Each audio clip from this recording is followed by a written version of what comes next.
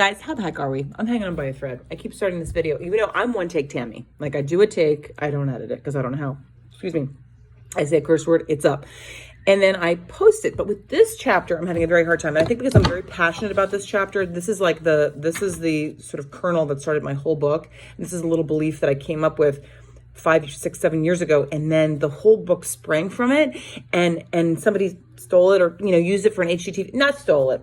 There's an HGTV show with a similar concept. Anyway, not bitter. Hashtag not bitter. But this is so much more powerful.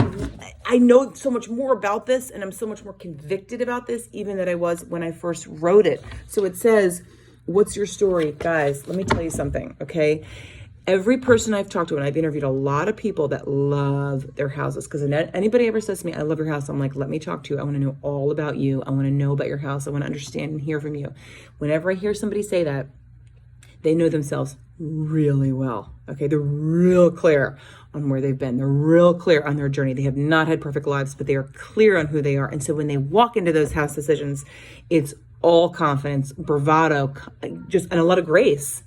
So knowing yourself and your story is so key to interior design. It is not knowing all about color and texture and knowing every vendor and all that kind of stuff. You can know all that and it is helpful, but the first and primary and most essential piece of knowledge, I promise you, in being able to make a lot of decisions for your house is to know yourself and your story and be really clear on it and revisit on it. And you may say, well, yeah, I grew up and I had a teenager. I didn't have, I have no major traumas or whatever.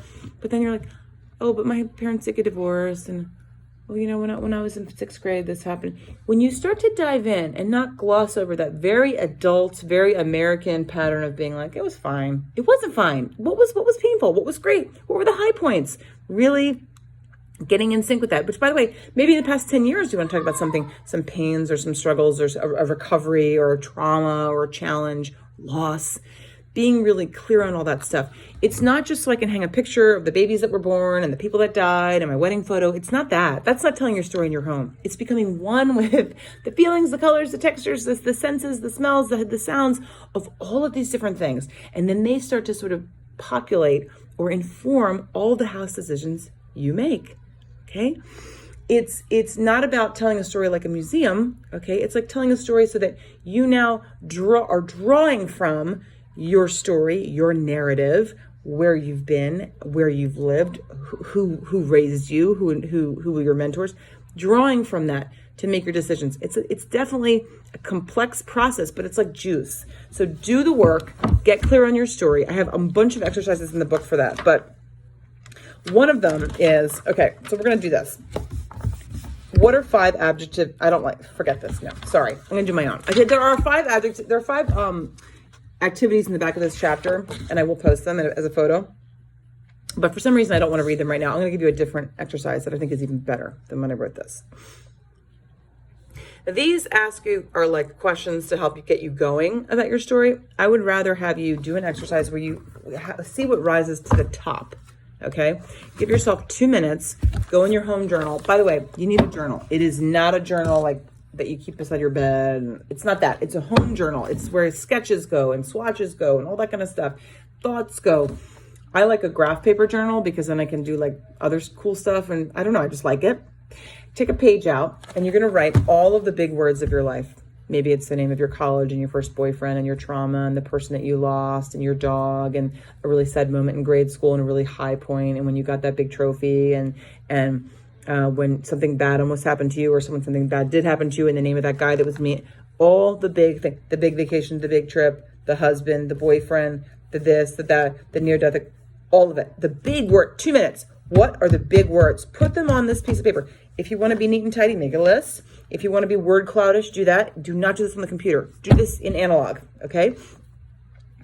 Those words are going to percolate all kinds of textures and colors and sound. You're going to have like a sensual response to all of these words. And from that, it's going to help populate in your mind what you want to surround yourself with. And you probably already have done that. If you look around your house, the rooms that you like the most probably have a tendril, a connection to something in your word pool, in your story word pool. I promise you. Here's the deal, guys. As I said, I know this better now because I know so much comes from owning your story, knowing your story, telling your story. If you don't want to tell your story, it's totally fine. But even knowing it yourself is very, very powerful. Last year, I was asked to tell my story for our church. And then I did that, and I did a couple other things online where I kind of became, I want to say came clean. That's not really it. Was just more honest about where I've been and sort of my recovery journey and so forth. I can't tell you what that has done for my creative career and my creative sort of abilities. I'm much more clear on who I am, what I need, the kind of art I want, the kind of art that I need to see, the kind of colors that I find soothing or energizing. It's you become clear on what you need and what works for you by looking at your past. And you become clear on what are the feels that, how do you want to feel in a particular space by looking at the experiences that you've had big feelings for. I guarantee everything you've read on your paper is going to be in a very emotional experience. That's what we remember, right? The big highs, the experience with a grandparent that was really special, the big lows, perhaps there was a big breakup. The things that land on the page tend to be highly emotive experiences, positive and negative, but the good, the bad, and the ugly there. It doesn't matter. You can draw, I'm telling you gotta believe me, you draw from it all, okay? Because what happens is, what if you don't do this? Well, you don't want to do it, you don't do it. It's fine. But I will tell you that this makes design decisions much more easy, much cleaner, you have much more confidence. What you want more than anything is confidence when you're doing your home. What you need more than anything is confidence. You can have someone sort of guide you through a process and guide you to different lighting fixtures and tile and sofa and so forth. But one of the things I struggle with the most with clients is helping them to be confident, even confident in me. If they have no confidence, they struggle with having confidence in themselves, in me, in the process, in the marketplace. Having confidence when you have knowledge on your story and what you want, you're clear. The colors and textures and the moods and sounds and all that, what feels good, what feels bad. Then you have more confidence because you know already what feels good, what feels right. You know already, it's clear, it's there for you. This is the homework. This is the homework to get there. We're going to get there, I promise you. What happens if you don't do it? Well, if you don't do it, you're telling somebody else's story. You're telling a phony story. Sorry, but you are. You're telling a story that doesn't belong to you. And you may be okay with that, but here's what happens. Well, if you're telling a phony story or somebody else's story, you're going to get real tired of it because it's not yours, right? It may feel inauthentic. It may feel tired. It may feel like trendy. It may feel like, oh, you realize, oh, you know what? The whole reason I did that is because Ina Gorton's kitchen looks like that. And I don't like her anymore. Or now she changed her kitchen, so I got to change mine. And again, we're not about, this is not about tailoring, everything to be like your house, like some kind of biography. It's to make those design decisions easy, and they will become more easy when you do this work. I promise you. And I've seen this happen too. Sometimes people do the work and they end up choosing the same things they were already going to choose without doing the work, but they know why. It's because of that connection to that beach vacation. It's the connection to that mentor in my 20s. It's that connection to that beautiful place, my study abroad. They understand why. They understand why they're drawn to what, and they're more confident in what they're choosing. So anyway, guys, already this has gotten too long. I don't know what. This is it. This is the take.